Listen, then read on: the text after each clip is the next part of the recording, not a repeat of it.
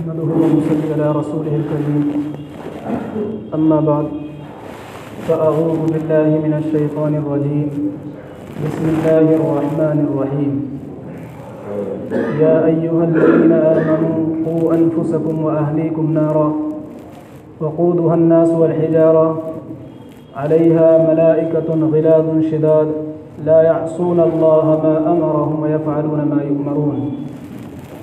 सदक़ल्लाहुल अज़ीम। मोहतरम बुज़ुर्गों और अज़ीज़ों, अल्लाह तबारक व तआला का बेपनाह करम और एहसान है कि अल्लाह तबारक व तआला ने हम सबको ईमान वाले के घर में पैदा फरमाया और हमें ईमान की दौलत से नवाजा। मेरे मोहतरम अज़ीज़ों, आजकल इस्लाह मुआशरे के ताल्लुक़ से बहुत सारे इजलास मुनाक़िद किए जा रहे हैं और इन इजलास को इनेकाद करते हुए काफ़ी वक्त गुज़र चुका है, लेकिन इस्लाह मुआशरा ये है कि मुआशरे की इस्लाह होने को तैयार नहीं है। उलमाए किराम बयानात करते चले आ रहे हैं, वाइज़ीन वाज़ करते चले आ रहे हैं कि किसी तरह मुआशरे की इस्लाह हो जाए, मुआशरा सही राह पर चलने लगे, लेकिन मुआशरा है कि सही राह पर चलने को तैयार ही नहीं है। आखिर वजह क्या है कि मुआशरा सही नहीं हो पा रहा, इस्लाह मुआशरा सही तरीके पर नहीं हो पा रही। दोस्तों, ये सवाल पैदा होता है कि हर तरह से मेहनतें की जा रही हैं, उलमा तकरीरें कर रहे हैं, हर मस्जिद के अंदर आम तौर पर जुमे में बयानात भी किए जाते हैं, जमात वाले अपना काम कर रहे हैं, वो भी वाज़ व नसीहत कर रहे हैं, लेकिन मुआशरे के अंदर ये है कि सुधार होने को तैयारी नहीं है, सुधार ही पैदा नहीं हो पा रहा मुआशरे के अंदर। इसकी असल वजह क्या है? तो दोस्तों, इसकी असल वजह कुरान करीम के अंदर अल्लाह तबारक व तआला ने बयान फरमाई। आजकल हर एक इंसान की ये ख्वाहिश है, हर एक के दिल के अंदर ये तमन्ना है और हर एक इंसान ये चाहता है कि किसी तरह मुआशरा सही हो जाए, मुआशरे की इस्लाह हो जाए, और वो दूसरों की खराबियों को देखता रहता है और उनकी इस्लाह करने की फ़िक्र करता है। लेकिन कुरान करीम हमें ऐलान करता है, हमारे लिए ऐलान करता है कि अगर तुम मुआशरे की इस्लाह चाहते हो कि मुआशरा सही हो जाए, मुआशरा सही राह पर चलने लगे, लोग सही तरीके पर काम करने लगे, अच्छे आमाल करने वाले बन जाएं, तो ज़रूरी है कि जिस तरह अल्लाह तबारक व तआला ने हमें ज़िम्मेदारी दी है कि किस तरह हमें इस्लाह करनी है, उसी तरीके पर हम इस्लाह करेंगे तब इस्लाह सही होगी। अल्लाह तबारक व तआला कुरान करीम के अंदर फरमाता है, या अय्युहल्लज़ीना आमनू क़ू अनफुसकुम, कि ए ईमान वालो, बचाओ अपने आप को जहन्नम की आग से, व अहलीकुम नारा, और अपने अहलो अयाल को बचाओ। तो कुरान करीम ने उसलूब बतला दिया कि अगर हम इस्लाह मुआशरा चाहते हैं, मुआशरे की इस्लाह चाहते हैं, तो ज़िम्मेदारी हमारे ऊपर यह आयद होती है कि सबसे पहले हम अपनी इस्लाह करें। या अय्युहल्लज़ीना आमनू क़ू अनफुसकुम व अहलीकुम नारा, कि ईमान वालो, तुम अपने आप को और अपने अहलो अयाल को जहन्नम की आग से बचाओ। तो सबसे पहले नंबर पर हमें अपनी इस्लाह करनी है।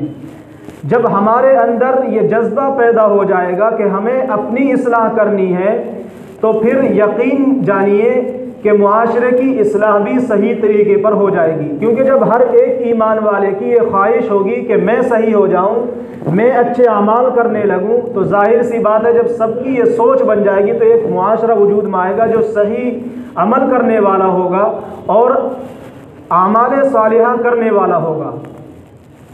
जब इंसान खुद अपनी इस्लाह करने वाला हो जाएगा, अपनी इस्लाह कर पाएगा, तो फिर दूसरों की इस्लाह करना भी उसके लिए आसान हो जाएगा। हज़रत अब्दुल्लाह इब्न मसऊद रज़ियल्लाहु ताला अन्हु एक रिवायत नकल फरमाते हैं कि आक़ा मदनी जनाब मुहम्मदुर रसूलुल्लाह सल्लल्लाहु अलैहि वसल्लम ने फरमाया कि क़यामत के दिन आदमी के उस वक्त तक कदम नहीं हट पाएंगे जब तक कि उससे 5 चीज़ों के मुतालिक सवाल न कर लिया जाएगा। 5 बातों के मुताल्लिक उससे पूछ ना लिया जाएगा। वो 5 सवाल क्या हैं? अव्वल नंबर पर उससे सवाल होगा कि तुम्हें जो उम्र दी गई थी वो उम्र तुमने किस तरह गुजारी, कहाँ पर गुजारी, उसके दिन रात आपने किस तरह गुजारे, जो अल्लाह तबारक व तआला ने तुम्हें ज़िंदगी अता फरमाई थी उनमें आपने कैसे अमाल किए।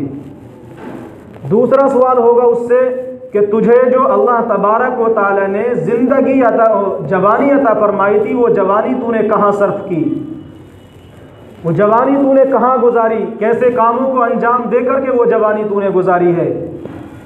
तीसरा सवाल होगा उससे कि तूने माल कहाँ से कमाया है, हलाल तरीके पर कमाया है या हराम तरीके पर कमाया है, नाजायज़ तरीके पर तो नहीं कमाया है।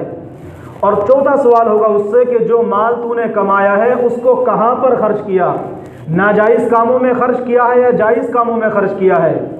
और पांचवा जो सवाल होगा उससे, पांचवा सवाल होगा कि जो दीन की बातें तुझे मालूम थी उन दीन की बातों पर, उन बातों पर तूने किस दर्जा अमल किया, कहाँ तक तूने उन बातों पर अमल किया। आक़ा मदनी जनाब मोहम्मद रसूलुल्लाह सल्लल्लाहु अलैहि वसल्लम फरमाते हैं कि जब तक इन 5 बातों के मुताल्लिक सवाल न कर लिया जाएगा उस वक्त तक क़यामत के दिन आदमी के पाँव अपनी जगह से नहीं हटेंगे। और ये 5 बातें आप गौर करें, 5 बातें इंसान के खुद से मुताल्लिक हैं, किसी और से मुताल्लिक नहीं है। उम्र के बारे में सवाल होगा तो खुद उससे मुताल्लिक सवाल होगा कि तूने अपनी उम्र कहाँ गुजारी। जवानी के मुताल्लिक सवाल होगा तो फिर भी उससे ही मुताल्लिक होगा कि तुझे अल्लाह ने जो जवानी दी थी वो तूने कहाँ सर्फ की। इसी तरह उसकी ज़ात से ही मुताल्लिक सवाल होगा। तीसरा कि माल कहाँ से कमाया तूने, ये नहीं कि फलां ने कहाँ से माल कमाया, फलां ने किस तरह जवानी गुजारी। खुद हमारी ज़ात से मुताल्लिक सवाल होगा कि तुम्हें जवानी की किस तरह सर्फ की, तुमने माल किस तरह कमाया और माल कमा करके कहाँ खर्च किया, कहाँ पर सर्फ किया माल को। इसी तरह जो दीन की बातें जो तुझे मालूम थी उस पर तूने कितना अमल किया। ये नहीं पूछा जाएगा कि तुझे दीन की बातें मालूम थी तो तू फलाने की अमल किया या नहीं किया, पहले खुद के मुताल्लिक पूछा जाएगा। तो जब तक हमसे इन 5 बातों के मुताल्लिक सवाल न कर लिया जाएगा, मालूमात न कर ली जाएगी, उस वक्त तक हम अपनी जगह से पाँव नहीं हटा सकेंगे। और ये 5 बात ऐसी हैं जो इंसान के खुद से मुताल्लिक हैं। एक दूसरी रिवायत के अंदर आक़ा मदनी जनाब मोहम्मद रसूलुल्लाह सल्लल्लाहु अलैहि वसल्लम ने फरमाया कि अगर इंसान मुझे 6 बातों का जिम्मेदारी दे दे तो मैं उसको जन्नत की जिम्मेदारी देता हूँ, जन्नत की ज़मानत देता हूँ। वो 6 बातें क्या हैं?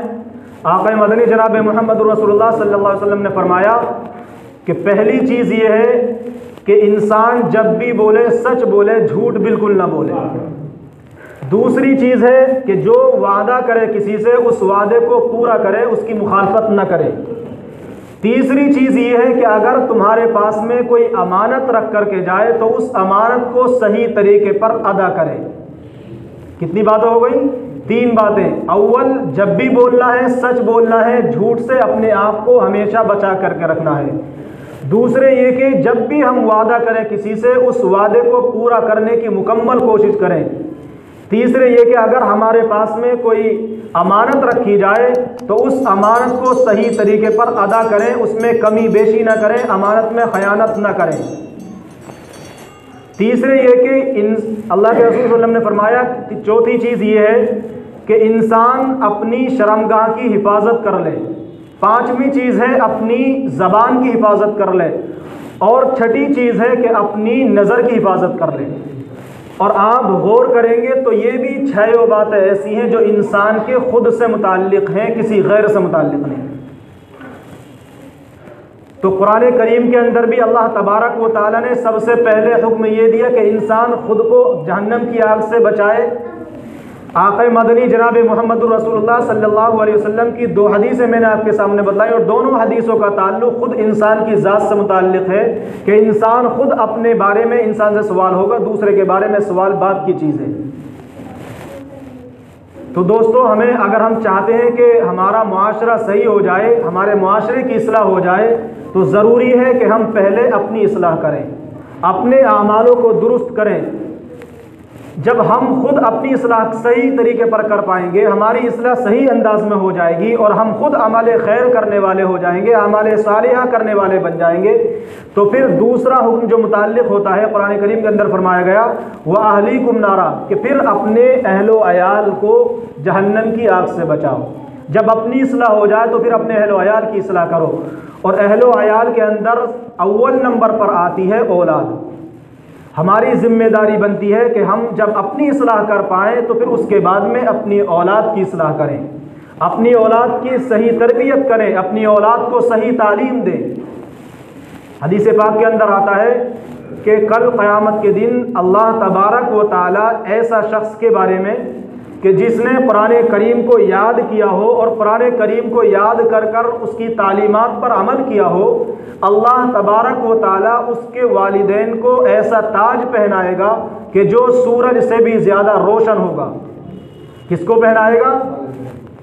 ऐसे शख्स के वालिदैन को जिसने कुरान करीम को याद किया हो और उसकी तालीमात पर अमल किया हो, तो उसके वालिदैन को सूरज से भी ज़्यादा रोशन ताज पहनाया जाएगा। आप अंदाज़ा लगाइए कि जब उसके वालिदैन का ये मकाम है तो ख़ुद कुरान करीम को याद करने वाले और उस पर अमल करने वाले का क्या मकाम होगा। इससे एक बात दूसरी ये साबित होती है कि उसके वालिदैन को जो ताज पहनाया जाएगा वो बिला वजह नहीं पहनाया जाएगा, बल्कि इस वजह से पहनाया जाएगा कि उसने अपनी औलाद की अच्छी तरबियत की, उसको सही तालीम दी, जिसके नतीजे में अल्लाह तबारक व तआला उसको ताज पहनाएगा। अगर वो वालिदैन उसको सही तालीम न देते, कुरान करीम उसको ना पढ़वाते, इसी तरह उसको सही आमाल करने को ना कहते, उससे सही आमाल नहीं करवाते, तो फिर उनको ताज कैसे मिलता। तो इसलिए अगर हम चाहते हैं कि हमें भी वो ताज नसीब हो जाए, अल्लाह तबारक व तआला कल क़यामत के दिन जिस वक्त में हर एक इंसान एक एक नेकी के लिए तरसेगा, हर एक की ख्वाहिश और तमन्ना होगी, तड़पेगा कि मुझे किसी तरह एक नेकी मिल जाए, किसी तरह कुछ चंद नेकियां मुझे हाथ आ जाए, उस वक्त में अल्लाह तबारक व तआला ये मकाम अता फरमाएगा कि उसको सूरज से ज़्यादा रोशन ताज अता फरमाएगा। और ये निशानी होगी इस बात की कि ये जन्नत में दाखिल होने वाला है। तो हमारे अल्लाह तबारक व तआला हम सब के अंदर ये ख्वाहिश और तमन्ना पैदा फरमाए कि हम अपनी औलाद की सही तरबियत कर सकें, अपनी औलाद को दीनी तालीम से आरास्ता कर सकें। अल्लाह तबारक व तआला हमें भी तौफीक अता फरमाए कि अल्लाह तबारक व तआला हम भी अपनी इस्लाह करने वाले बन जाएं और अपनी औलाद की, अपने बहन भाइयों की भी इस्लाह करने वाले बन जाएं। अल्लाह तबारक व तआला हम सब को नबी अकरम सल्लल्लाहु अलैहि वसल्लम की सुन्नतों पर अमल की तौफीक अता फरमाए। आमीन व आखिरु दावाना अनिल हम्दुलिल्लाहि रब्बिल आलमीन। जिन हज़रात ने सुन्नत नहीं पढ़ी सुन्नत